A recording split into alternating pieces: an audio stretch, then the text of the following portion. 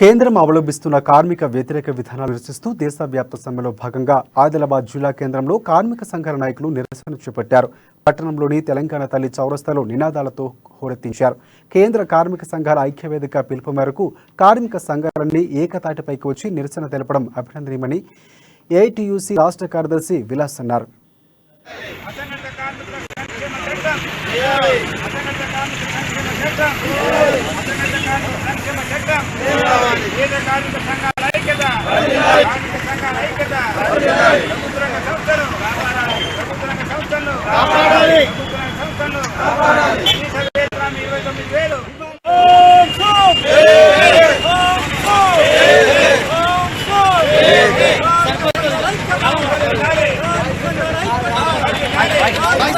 ఈ రోజు మనకు దేశవ్యాప్తంగా నిరసన కార్యక్రమాలు చేపట్టడం జరుగుతుంది.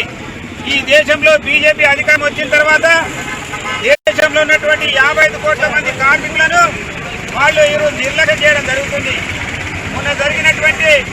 మొన్న మన కేంద్ర కార్మిక సంఘాలు నిర్మలా సీతారామన్ గారు ఈ సమస్యల మీద చర్చ చేయడానికి అపాయింట్మెంట్ అడిగితే ఆమె 3 నిమిషాలు ఇస్తా అని చెప్పింది. అంటే దాని ఉద్దేశం ఏమి? ఎంత అహంభావం ఈ బీజేపీ గవర్నమెంట్ కు, ఎంత అహంభావం ఈ నిర్మలా సీతారామన్ కు. 55 కోట్ల మంది ఉన్న కార్మికులను 3 నిమిషాలు మాట్లాడుతుంటదా?